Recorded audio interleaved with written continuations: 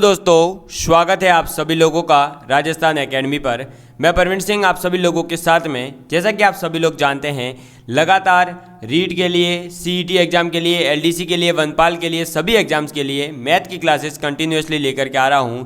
और आज हमारा ये लास्ट वीडियो रहने वाला है परसेंटेज टॉपिक का। जैसा कि हम परसेंटेज टॉपिक डिस्कस कर रहे थे और उसके अलग अलग प्रकार के जितने भी क्वेश्चंस बन सकते हैं वो सब मैंने आप सभी लोगों के साथ में डिस्कस करे हैं। आज हम इस वीडियो के अंदर और भी कुछ नए प्रकार के क्वेश्चंस जो हमारे बच गए थे उनको डिस्कस करेंगे। जैसे कि आपका कोई मशीन है तो उसकी वैल्यू जैसे जैसे डाउन होती है, कोई आपके जो है किसी कर्मचारी की तनख्वाह है वो धीरे धीरे कैसे प्रत्येक ईयर वर्ष बढ़ती जा रही है तो उसमें कितना चेंज आता है। आपके अगर किसी व्यक्ति के खर्चे में बढ़ोतरी होती है तो उसकी इनकम में कितनी बढ़ोतरी होनी चाहिए या चेंज कितना आना चाहिए, ये सब चीज़ें अपन जो है इस वीडियो के अंदर जानने वाले हैं। तो चलिए दोस्तों, करते हैं आज का सेशन शुरू। अब हमारा पहला क्वेश्चन आप सभी लोगों के लिए है कि आपके पास में क्या दे रखा है, एक मशीन दे रखा है। मैं इसको क्वेश्चन को बड़ा कर देता हूँ, आप निश्चित ही देख पाएंगे आराम से। ये लीजिए, क्वेश्चन है आपके सामने कि अगर एक मशीन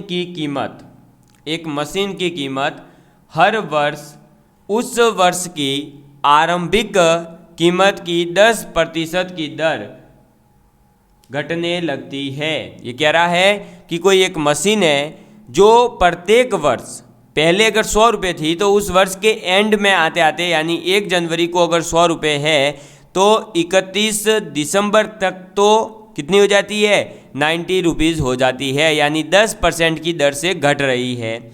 यदि उस मशीन की अभी कीमत, वर्तमान कीमत 729 रुपये हो तो बताइए 3 वर्ष पहले उसकी कीमत कितनी थी। यह आपसे क्वेश्चन पूछा जा रहा है।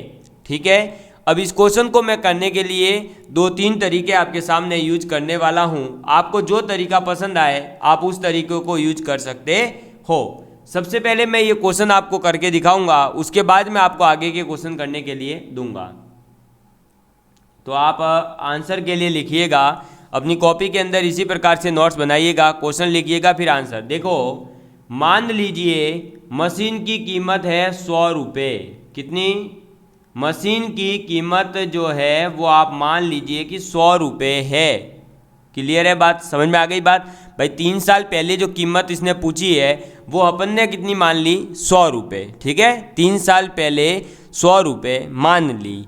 अब देखो भाई, इस 100 रुपये का एक वर्ष के बाद में क्या हुआ होगा, 90% ही बची होगी। 10% की दर से अगर घट रही है तो केवल बची कितनी होगी, 90% बची होगी।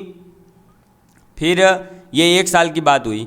अगले साल क्या हुआ, अगले साल वापस से जो ये अब आरंभिक हो गई है। भाई पहले तो 100 रुपये थी, ठीक है, 100 रुपये से एक वर्ष के बाद में क्या हुआ, 90% बची, तो अब ये बची। अब इसका भी 90% बचा होगा दूसरे वर्ष, है ना। और तीसरे वर्ष, इस दूसरे वर्ष की जो वैल्यू थी उसका 90% बचा होगा। क्लियर है बात? समझ में आ गई बात? और वर्तमान में कितना बचना चाहिए, तो 729 रुपये बचना चाहिए वर्तमान में। क्लियर हुआ? समझ में आ गई बात? अब यहाँ पर अपन इसको करेंगे सॉल्व और अपने वैल्यू निकालेंगे एक की, क्योंकि अपन ने माना है कि 100 रुपये, लेकिन 3 वर्ष पहले 100 रुपये तो नहीं होगा। तो जो होगा वो निकालने के लिए अपन क्या करेंगे कि अपन ने जो पहले 100 रुपये मानी थी उसको सॉल्व करके अपन आंसर निकाल लेते हैं। तो देखिए क्या होगा, अपने इसको काटा पीटी मचा दो। ये 100 से 100 उड़ गया, ये 0, ये 0, ये 0, ये 0, ये 0, ये 0 उड़ गया। अब बचा क्या है, देखो 9 9 9, ये कितना होता है, 729, है ना, क्योंकि 9 × 9 81, 81 × 9 तो 9 एकम 9, 9 8 72, बटे कितना आ गया 10, बराबर कितना आया 729। ठीक है, ये 729 से 729 कट गया, कितना आया 1, तो यहाँ से 1 बराबर कितना आ गया 10। यानी कि आपने जो माना है वो 1 रुपया 10 के बराबर है क्वेश्चन में दिए हुए के अकॉर्डिंग। कैसे, देखो वापस सुनो, आपने क्या माना कि उसके 100 रुपये कीमत थी 3 साल पहले, लेकिन यहाँ तो 1 रुपये के बराबर वर्तमान के 10 रुपये के बराबर आ रहा है, यानी 3 साल पहले जो 1 रुपये थे वो अब 10 रुपये के बराबर हो गए, यानी 3 साल पहले जो 100 रुपये थे वो अब 10 गुना बढ़ गए हैं। तो अब कितने हो गए होंगे, तो अब हो गए होंगे 100 इंटू 10, तो कितना आ गया 1000 रुपये। कितना आ गया 1000 रुपये आ गया, यानी कि उसकी 3 साल पहले अगर 1000 रुपये थे, कितने 3 साल पहले 1000 रुपये थे, तो 3 साल के बाद में 10% की दर से घटते हुए 729 रुपये बचेंगे। तो अपना आंसर क्या हो गया, सी ऑप्शन अपना राइट आंसर हो गया। समझ में आ गई बात। इसी क्वेश्चन को आप अगर ऐसे समझ में नहीं आ रहा है कि 100 रुपये मान के कैसे करूं, हालांकि ये बहुत सबसे आसान तरीका है। 100 रुपये मान लो, कैसा भी इसमें अब कोई भी क्वेश्चन आ सकता है, जनसंख्या की घटती हो रही हो या किसी की तनख्वाह बढ़ रही हो, किसी तनख्वाह घट रही हो, कुछ भी हो सकता है। ऐसा अगर क्वेश्चन आ जाए तो आप बहुत आसानी से कर सकते हो। लेकिन अगर इसी क्वेश्चन को आपको फॉर्मूले से करना है तो आप फॉर्मूले से भी कर सकते हो, मेरी तरफ से कोई मना नहीं है। मैं आपको फॉर्मूला भी बता देता हूँ, देखिए कैसे होगा। ये इसका पार्टीशन, 1 मिनट, अच्छा ये हो गया बस। अब देखो, तो अब इधर अपने फॉर्मूला लिख लेते हैं। तो फॉर्मूला ये कहता है कि x वर्ष पहले, भाई अपने तो मानना पड़ेगा ना, x वर्ष पहले, मैं आपको जनरल फॉर्मूला लिखवा रहा हूँ, फिर अपन 3 पुट कर देंगे। x वर्ष पहले का मूल्य बराबर क्या हो जाएगा, तो वो हो जाता है वर्तमान कीमत डिवाइड बाय 1 माइनस रेट दर बटे 100 की पावर x। तो ये है फॉर्मूला। बेसिकली क्या है ये फॉर्मूला है, ये उनके लिए है जिनको मैथ समझ में नहीं आती है। जैसे मैंने ये क्वेश्चन करवाया, अगर ये समझ में नहीं आया है तो आप ऐसे कर लो, ये फॉर्मूला यूज करो। जब भी ऐसा क्वेश्चन आ जाए कि मशीन की कीमत इतने वर्ष में इतने की दर से घट रही है, तो इतने वर्ष बाद क्या होगी, या इतने वर्ष पहले क्या थी, या किसी गांव की जनसंख्या इतने प्रतिशत की दर से घट रही है, वर्तमान में इतनी है तो पहले कितनी थी, इस प्रकार के जब भी क्वेश्चन आए तो x वर्ष पहले का मूल्य अगर आपसे पूछा जाए, या x वर्ष पहले की जनसंख्या पूछी जाए, या x वर्ष पहले की तनख्वाह पूछी जाए, तो आप ये फॉर्मूला यूज कर सकते हो कि वर्तमान में क्या है उसकी कीमत, तनख्वाह या जनसंख्या, बटे 1 माइनस कितने की दर से वो घट रही है की पावर x। समझ में आ गई बात। तो अपने कितने की बात करनी है, 3 वर्ष पहले की। तो क्या हो जाएगा, वर्तमान की कीमत है 729 रुपये डिवाइड बाय 1 माइनस दर कितनी दे रखी है 10 डिवाइड बाय 100 की पावर कितनी आएगी 3। कितने वर्षों की बात की गई है, 3 वर्षों की, तो 3 आएगा। 4 वर्ष की बात होती तो 4 आते, 5 की होती तो 5 आते, 6 की होती तो 6, 2 की आती तो 2, 1 होता तो 1। ये हो गया। अब ये है अपने कैलकुलेशन, केवल क्या हो जाएगा, ये 729 डिवाइड बाय ये कितना हो जाएगा, देखो ये 0 से 0 उड़ गया। 1 माइनस 1 अपॉन में 10 कितना होता है, तो ये हो जाएगा 10 माइनस 1 9 अपॉन में 10, 9 अपॉन 10 का क्यूब हो जाएगा, है ना। अब इसको करेंगे सॉल्व, तो ये हो जाएगा 729 डिवाइड बाय, इसको लिख दो 9 गुणा 9 गुणा 9, और इधर लिख दो 10 की घात 3 यानी 1000। सीधा सीधा यही आएगा, है ना। और ये 9 से 9 81, और ये 729 ये कट गया पूरा पूरा। तो बचा क्या, बचा क्या, अरे 1000 बचा ना, बस। तो ये 1000 आंसर आ गया। तो 1000 रुपये थी इसकी वैल्यू। क्लियर हुआ।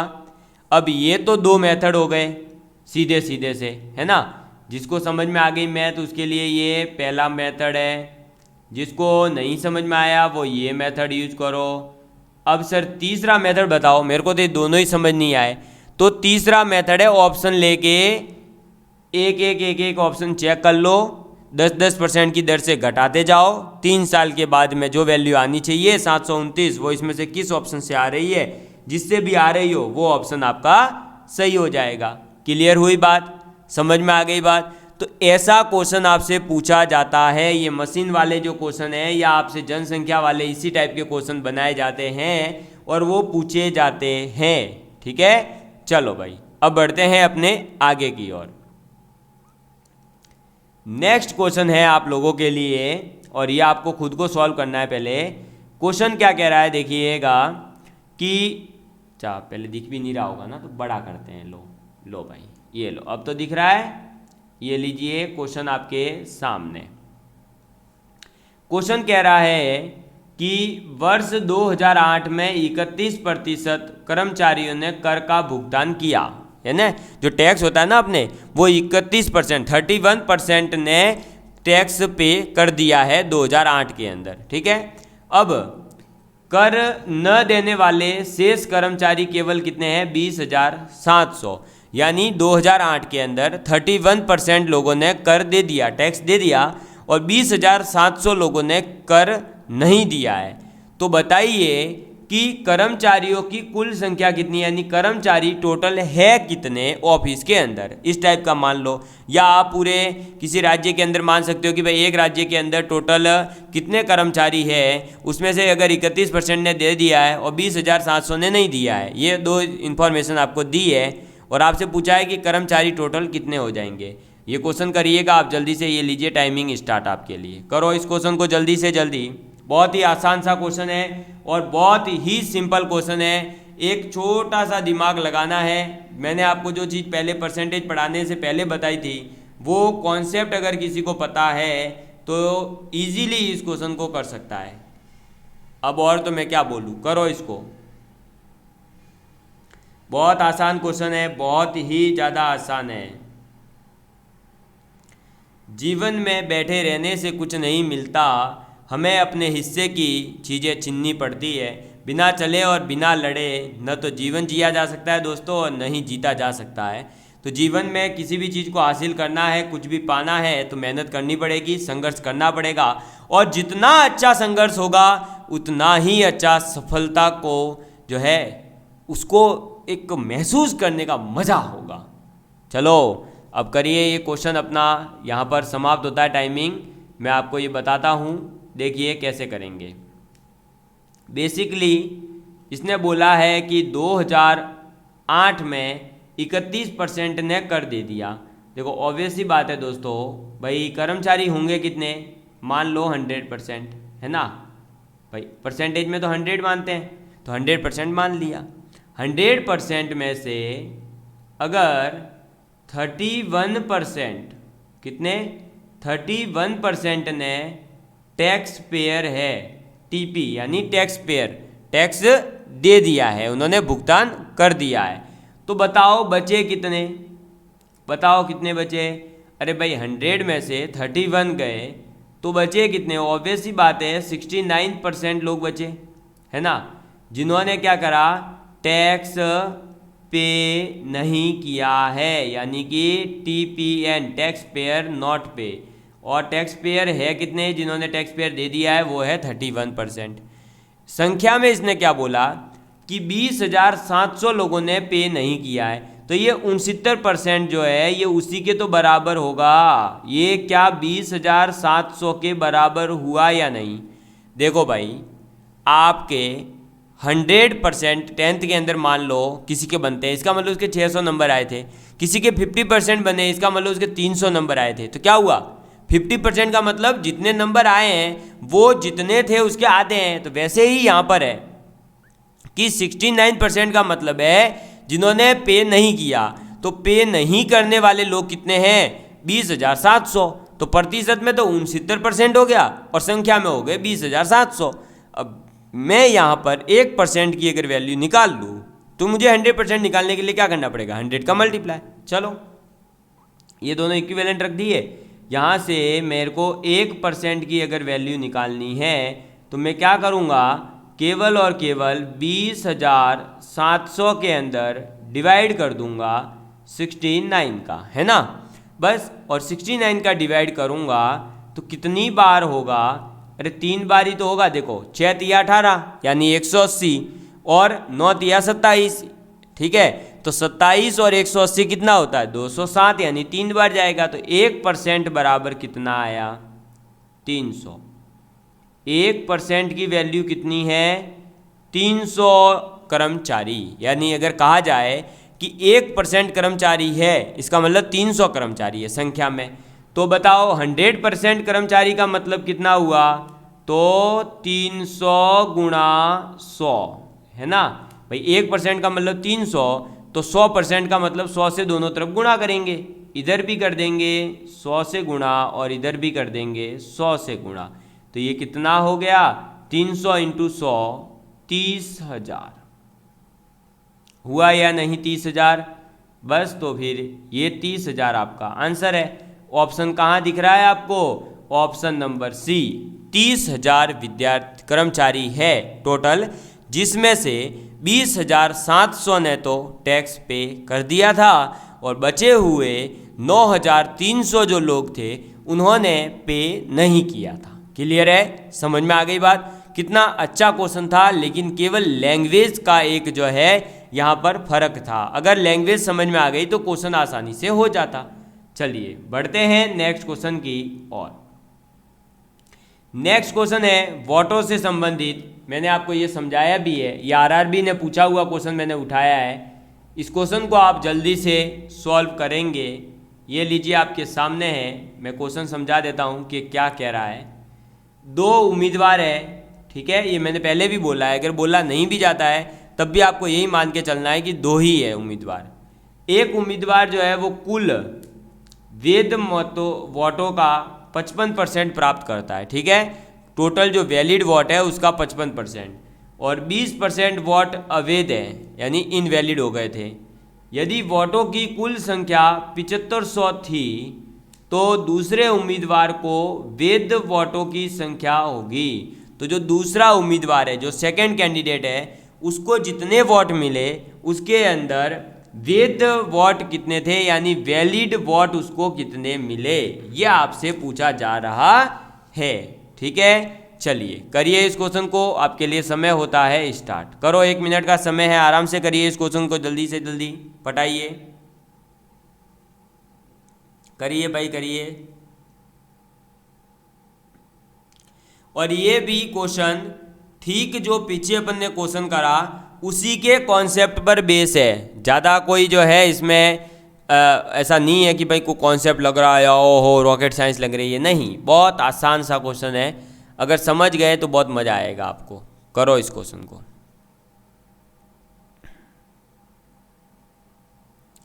सिंपल सा क्वेश्चन है, थोड़ी सी हिंट दे देता हूँ। मान लो 100% वोट टोटल थे, उसमें से 20% तो वैसे ही इनवैलिड है, बचे कुछ 80%। 80% में से 55% पहले एक जने को मिल गए, तो ऑब्वियस सी बात है जो दूसरा कैंडिडेट था उसको 45% मिले होंगे। बस तो निकाल लो 45%। किसका निकालोगे? लो समय समाप्त हो गया, मैं बता देता हूँ। देखिएगा दोस्तों कैसे करेंगे।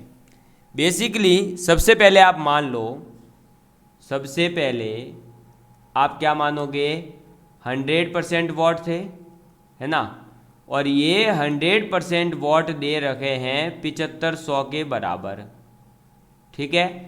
इसका मतलब 1% की जब भी बात की जाएगी तो 75 वोटों की बात की जाएगी। ये चीज़ यहाँ पर नोट करना है, ये काम आएगी अपने आगे, ठीक है भाई। 100% का मतलब 7500, तो 1% का मतलब 75 वोट। अब देखो 100 में से 100 जो % वोट है उसमें से इसने बोला 20% तो वैध ही नहीं है, तो वैलिड और इनवैलिड की बात करते हैं पहले। तो वैलिड और इनवैलिड वोट, वैलिड वोट कितने हैं 80%। जब 20% इनवैलिड है तो 80% ऑब्वियस ही बात है वैलिड होंगे। अब 80% जो वैलिड वोट है, अब उनकी बात करते हैं। तो देखो 80% वैलिड वोट है, कितने 80%। उस 80% वैलिड में से एक कैंडिडेट को मिले हैं 55%, तो बताओ दूसरे वाले को कितने मिले होंगे? 45%, है ना भाई। अरे ये 80% को अगर 100% माने तो उसमें से 55 वो लेके गया, तो 45 कौन लेके गया होगा? दूसरा वाला। अब जैसा कि आपको यहाँ बता दिया कि 7500, है ना, क्या बता दिया? 7500 टोटल वोट है, और अपने कंडीशन क्या है कि 80% ही वैलिड वोट है, और ये वैलिड वोटों पर बात हो रही है। तो 80% कितना हुआ वैलिड वोट का मतलब? तो देखो 7500 का 80% निकालेंगे, है ना, तो 7500 का 80% कितना होता है? तो 2 जीरो से 2 जीरो उड़ गया, 8 इंटू, तो 8 पंजे 40 का जीरो हासिल लगी 4, 8 सत्ते 56 और 4 60, ये हो गया 6000। यानी कि 6000 जो है वोट वैलिड थे। कितने? 6000। क्लियर हुआ?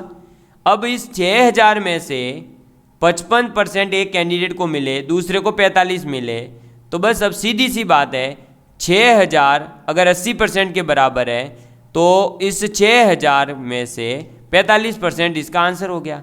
तो 6000 का 45% कितना होता है संख्या के अंदर? तो काटा पीटी मचाओ, ये 0 से 0, ये 0 से 0, 6 का गुणा कर देंगे और क्या करना है ना। तो 6 पंजे 30, यानी कि 0 इधर आ जाएगा 3, 6 चौक 24 और 3 27, है ना, और एक ये 0, ये लो आ गया। कितना आ गया? 2700 आ गया आंसर। आया या नहीं? 2700 आंसर आया ना। तो बस ये अपना ए ऑप्शन एकदम सही है, कहीं पर भी किसी प्रकार की कोई समस्या ही नहीं है। देखो कितना आसान क्वेश्चन था भाई। 100% वोट अगर 7500 है, उसमें से 80% वैलिड है, तो वैलिडों पे ही बात हो रही है। उसने बोला है ना, देखो वैध वोटों का, इधर भी बोला दूसरे उम्मीदवार को वैध वोटों की कितनी संख्या प्राप्त हुई, तो ऑब्वियस सी बात है 6000 पर बात करनी थी। 6000 का 55% एक को मिला, तो दूसरे को 6000 का 45% मिला होगा।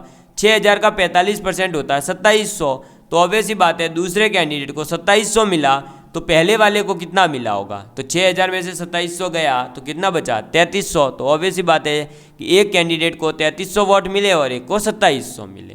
क्लियर हुआ? आसान सा क्वेश्चन था बिल्कुल, इसमें कहीं पर भी कुछ भी करने की जरूरत नहीं थी। ये आरआरबी ने पूछा था आपसे, ठीक है। चलो भाई बढ़ते हैं नेक्स्ट क्वेश्चन की ओर। नेक्स्ट क्वेश्चन है आपके सामने, यह आपके एसएससी ने पूछा हुआ है, और जो 12वीं लेवल का होता है ना, CHSSL combined higher secondary level. Question है नेहा, क्वेश्चन क्या पूछ रहा है कि नेहा का वजन टीना के वजन का 140% है। ठीक है, नेहा का वजन टीना के वजन का 140% है। मीना का वजन लीना के वजन का 90% है। लीना का वजन टीना के वजन का 2 गुना है। यदि नेहा का वजन मीना के वजन का x% हो तो x का मान बताना है। देख लो भाई कौन कौन है, एक तो नेहा है, एक है टीना, एक है लीना, एक है मीना। ठीक है, तो नेहा, टीना, मीना, लीना, ये 4 लोग हैं इस क्वेश्चन के अंदर। ज़्यादा कंफ्यूज मत हो जाना कि क्या पूछ रहे हैं। तो ये 4 लोग हैं और इन चारों लोगों के वजन का आपस में कंपैरिजन किया गया है। करिए इस क्वेश्चन को जल्दी, इस टाइप का क्वेश्चन मैंने बताया था, करो। ये लो समय होता है स्टार्ट आपके लिए, करिए इस क्वेश्चन को जल्दी से जल्दी। आसान सा क्वेश्चन है, 1 लाइन का क्वेश्चन है मात्र। ये केवल नेहा, टीना, लीना, मीना नाम लिखने हैं और उनके परसेंटेज जो इसने बोले हैं उस क्रम में जमाने हैं, फिर आपका आंसर आ जाएगा। बस इतना ही करना है और कुछ करना ही नहीं आपको। करिए। मैं इसमें भी आपको 2 तरीके बताऊंगा, आसान करने का तरीका भी बताऊंगा और थोड़ा सा अगर आप चाहो तो कैलकुलेटिव बना के भी कर सकते हो। करो इसको, करिए जल्दी से जल्दी इस क्वेश्चन को। बहुत आसान सा क्वेश्चन है, मस्त क्वेश्चन है, कहीं पर भी कोई समस्या नहीं आएगी आपके।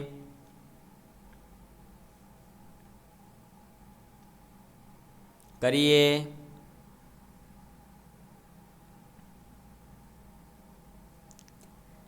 आपका समय होता है समाप्त। ये लीजिए, ठीक है। चलो अब इस क्वेश्चन को अपन देखेंगे आराम से और समझेंगे कि आखिर इसमें करना क्या था। देखिए सबसे पहले तो आप इन चारों के शॉर्टकट नाम लिख लीजिए, है ना भाई। एसएससी का क्वेश्चन है तो थोड़ा सा सोच समझ के करें। तो देखो नेहा, टीना, मीना, लीना, सबके नाम लिख दो। तो देखो नेहा एन, टीना टी, लीना एल और मीना एम, ठीक है। अब पढ़ो, नेहा का वजन टीना के वजन का 140% है। टीना का जो वजन है उसका 140% इसने बोला। क्लियर है, ठीक। फिर मीना का वजन लीना के वजन का 90% है। लीना का वजन टीना के वजन का 2 गुना है।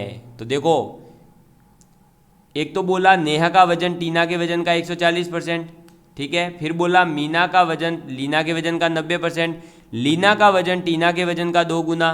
तो आपको यहाँ देखना होगा कि किसका वजन आप 100 मानो, है ना। सबसे पहले ये समझना होगा किसका 100 माने। तो देखो नेहा का अगर 100 मानते हैं तो टीना के वजन का वो तो 140%, तो फिर इसका 100 मान लिया तो टीना को 240 और पता नहीं कितना करना पड़ेगा।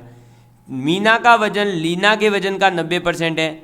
मीना का वजन अगर लीना के वजन का 90% है, इसका मतलब लीना को अगर मैं 100 मानूँ तो मीना का 90% हो जाएगा। ऑब्वियसली बात कितना, 90। 100 का 90% कितना होता है, 90। और इधर बोला है लीना का वजन टीना के वजन का 2 गुना है। तो लीना का वजन अगर 100 कर देते हैं तो टीना का ऑब्वियसली बात है 50 हो जाएगा और फिर इसका 140 हो जाएगा। लो अपना काम बन जाएगा आसानी से, है ना। तो अपन ये करते हैं। तो देखो भाई लीना का मान लिया अपन ने वजन कितना, 100। अब देखो ऑटोमेटिक मीना का वजन लीना के वजन का 90% है। लीना का वजन कितना, 100। 100 का 90% 90, तो ये आ गया 90।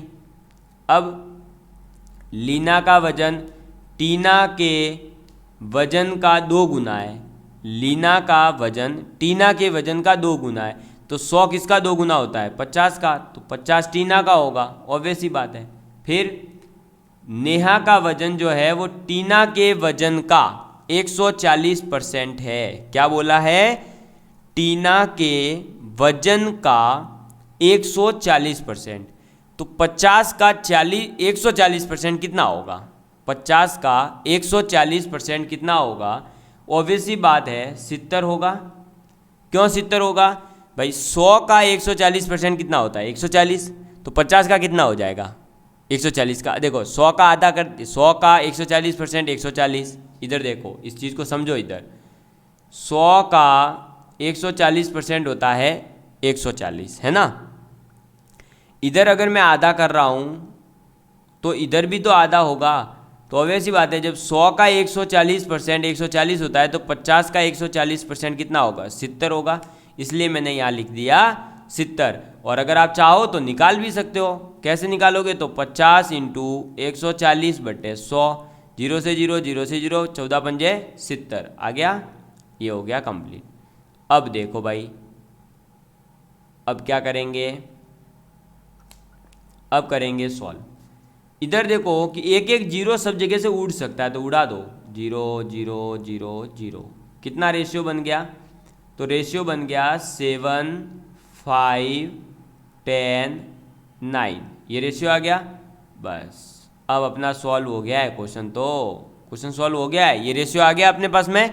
बस तो अब देखो क्या करेंगे, कुछ नहीं करना है, जो पूछा है वो कर लेंगे। देखो क्या बोला, नेहा का वजन मीना के, तो देखो एक तो पहले जो है उनको सेलेक्ट कर लो जिनकी बात हो रही है। नेहा का वजन यानी ये काम आएगी, मीना के वजन का यानी ये काम आएगी, बाकी सबका कोई काम नहीं है। अब बोला है कि नेहा का वजन मीना के वजन का X% है। क्या बोला है, देखो पूरा क्वेश्चन लिखो। अब भले आप चाहो ना तो लिख सकते हो कि नेहा का वजन मीना के वजन का, तो का आता है तो फिर इंटू होता है, तो मीना के वजन का X%। क्या ये इक्वेशन बनेगी या नहीं, ये इक्वेशन बनेगी अपने पास में। अब देखो ये इक्वेशन बन गई है, तो नेहा का वजन कितना है अपने पास, 7 है। मीना का वजन कितना है 9 इंटू एक्स बटे 100। अपने को तो एक्स निकालना है, ठीक है। तो x बराबर क्या आएगा, x बराबर आएगा 7/9, एक सेकेंड 7/9 इंटू 100, यही आएगा। अब इसको सॉल्व करेंगे तो ये कितना हो जाएगा, देखो ये हो गया 700/9। अब डिवाइड कर दो, 9 सत्ते 63, इधर से आएगा 70 वापस, तो ये 9 सत्ते 63, फिर ये 7/9, तो यही अपना परसेंटेज हो जाएगा। कितना हुआ 77 सही 7/9, यानी ऑप्शन नंबर बी अपना एकदम सही ऑप्शन हो जाएगा। क्लियर हुआ। तो देखा आपने कैसे जो है इतना सिंपल सा क्वेश्चन था कि नेहा, टीना, लीना, मीना का वजन केवल आपको मानना था और मान करके नेहा और मीना इन दोनों के जो भी आपने माने थे उनका परसेंटेज निकालना था, आपका आंसर आ जाता। बोलो इससे आसान क्वेश्चन कौन पूछेगा आपसे, हैं? लेकिन ये एसएससी ने पूछा है। और ऐसे ही क्वेश्चन जो है अब अपने आपके जो सीईटी है, आपका वनपाल है, एलडीसी है, पटवारी है, कांस्टेबल है, रीट है, ये राजस्थान के पेपर में रिपीट करवाते हैं। ग्राम सेवक के पेपर में आप देखोगे मैक्सिमम क्वेश्चन यहीं से पीछे से उठा के दे दिया आरआरबी वालों के, एसएससी वालों के। क्यों? क्योंकि आरआरबी और एसएसबी वाले लेवल के क्वेश्चन पूछ रहे हैं और एसएससी 10+2 मतलब 12वीं लेवल। अब 12वीं लेवल का क्वेश्चन चाहे सेंट्रल वाले पूछे चाहे सीईटी वाले पूछे, 12वीं लेवल तो 12वीं लेवल है ना। तो इसलिए मैं सीईटी के स्टूडेंट्स को रिकमेंड करूंगा कि वो प्रीवियस ईयर के क्वेश्चंस को लगाए ताकि उनका कॉन्फिडेंस भी बूस्ट हो कि हाँ अपन प्रीवियस ईयर के क्वेश्चन कर सकते हैं। एलडीसी के प्रीवियस ईयर के क्वेश्चन करिए, आपको कॉन्फिडेंस मिलेगा, आपको पता लगेगा कि हाँ किस प्रकार के क्वेश्चन आए हुए हैं। क्योंकि सीईटी सेकेंड लेवल जो आपका सीनियर सेकेंडरी लेवल का है और जो आपके एलडीसी का पेपर है, दोनों के मैथ्स का सिलेबस पहले वाला और अभी सीईटी का सिलेबस सेम है। तो इसका मतलब वही सिलेबस है, तो उसमें भी वही लेवल है, पहले भी 12th लेवल था, अभी भी 12th लेवल है, तो वही उसी टाइप के क्वेश्चन पूछे जाएंगे। ज़्यादा डरना नहीं है, ज़्यादा आपको पागल नहीं बनना है। आपको पागल बनाता है अगर कोई तो उसे बोलो कि भाई वो भी 12th लेवल है, वो भी 12th लेवल है, सीईटी में क्या अलग है जो है, सीईटी के नाम पे अलग ही मतलब हवा बना रहे हैं, लोगों को डरा रहे हैं। नहीं डरना है आपको, समझ में आई बात? ठीक है दोस्तों, तो आप सभी लोगों को ये जान करके खुशी होगी कि अपन ने लगभग परसेंटेज के, अच्छा ये क्वेश्चन रह गया है, चलो पहले इसको क्वेश्चन को डिस्कस करते हैं, है ना। क्वेश्चन छोड़ेंगे नहीं अपन, क्वेश्चन नहीं छोड़ेंगे, भले क्लास थोड़ी सी लंबी हो जाए दिक्कत नहीं है, क्वेश्चन नहीं छोड़ेंगे। चलो भाई ये रह गया था, आगे तो कुछ नहीं है, मेरे को लगा कि स्लाइड खत्म हो गई है। चलो इस क्वेश्चन को डिस्कस करते हैं, पहले आपको समय भी देंगे आराम से। क्वेश्चन है कि किसी व्यक्ति के वेतन में पहले 20% की वृद्धि की गई, ठीक है, पहले क्या करा गया 20% बढ़ा दिया, बाद में 20% की कमी की गई, तो वेतन में कितना परिवर्तन आया? एसएससी ने ये 2006 में पूछा था। और ये क्वेश्चन बहुत ही आसान है। इस टाइप के क्वेश्चंस में पहले भी आपको डिस्कस करते हुए आ रहा हूँ और जितने डिस्कस करते हुए आया ऐसा ही क्वेश्चन तो है ना। करिए इस क्वेश्चन को, चलिए आपके लिए समय होता है स्टार्ट, करो इस क्वेश्चन को।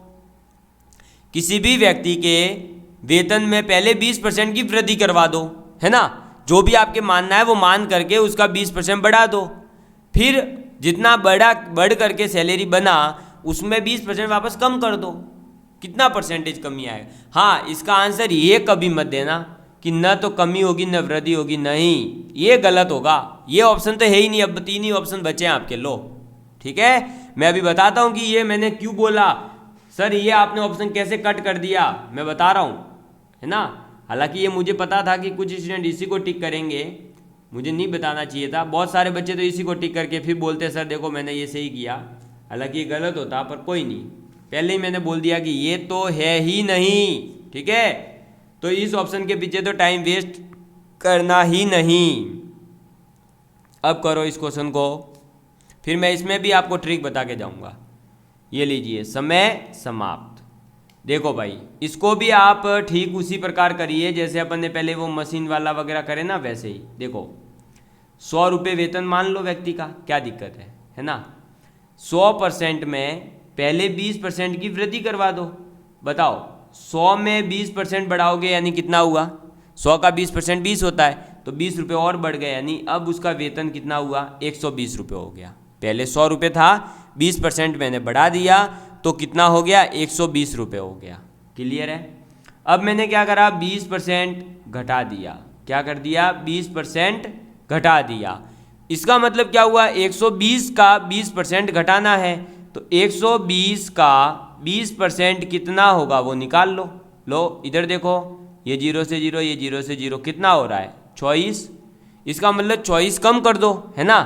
तो अब 120 में से जब 24 जाएगा, 20% कम करना है यानी 24 घटाना है 120 में से, तो कितना आएगा, 96 आ गया। पहले सैलरी कितनी थी, 100 रुपये, अब कितनी है, 96 रुपये। पहले कितनी थी, 100 रुपये, अब कितनी है, 96 रुपये। कितना फर्क पड़ा, 4 रुपये का, है ना। तो 4 रुपये क्या हुए, बढ़े हैं या घटे हैं, 4 रुपये घटे हैं, है ना।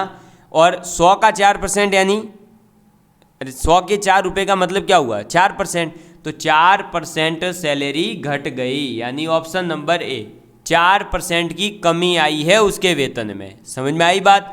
सर आपने ये जो ऑप्शन कट करा था, न कमी न वृद्धि, ये क्यों किया था, जब 20% बढ़ा रहे 20% घट। अरे तो भाई 20% बढ़ाया तब तो उसकी सैलरी बढ़ करके 120 हो गई।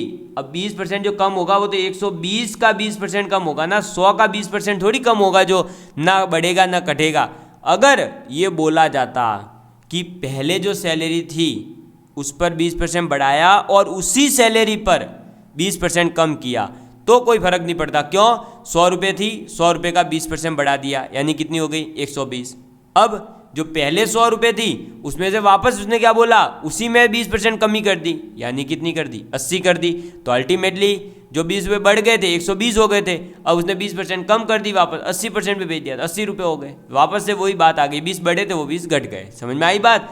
तो आपका यहाँ पर वेतन में परिवर्तन तो होगा, ऐसा नहीं सोचना है कि 20% की वृद्धि हुई है या 20% की कमी हुई है तो इसमें न कमी होगी न वृद्धि होगी, नहीं, ऐसा नहीं होता है। दूसरी बात आपको एक और बता दूं, यहाँ पर आप इस क्वेश्चन के या इस टाइप के क्वेश्चन के लिए याद रखें, जब भी आपसे एग्जाम के अंदर लाभ और हानि, है ना, या वृद्धि या कमी समान प्रतिशत के अंदर दे रखी हो तो जो परिवर्तन है वो 4% ही होता है। कितना होता है, 4% ही होता है। ये बात आप याद भी रख सकते हो, ठीक है। तो देखो एक तरीका तो ये है कि जैसे मैंने ये देखो 3 लाइनें लिखी, पहले मैंने क्या करा, 100 लिखा, फिर 20% जोड़ा, 120 कर दिया, 120 का 20% घटा दिया, 96 कर दिया। 100 और 96 में कितना अंतर है, 4 रुपये कम हुए हैं, यानी 4% कम हुआ है। ऑब्वियस सी बात है। एक तो ये तरीका था। दूसरा मैंने बोल दिया कि डायरेक्ट याद रख सकते हो, किसी भी क्वेश्चन के अंदर अगर लाभ हानि पर वृद्धि या कमी जब सेम दे रखी हो एक ही क्वेश्चन के अंदर कि 20% का लाभ हुआ फिर 20% की हानि हुई, तो ऐसे में जो परिवर्तन होता है या ऐसे में नेट लाभ या हानि है वो हमेशा 4% हानि ही होती है, ये याद रख सकते हो, ठीक है। या 4% कमी ही होती है, ये याद रखो। और एक फॉर्मूला और है, मेथड थर्ड भी आप लिख सकते हो अगर लिखना चाहो तो। लो भाई, है ना।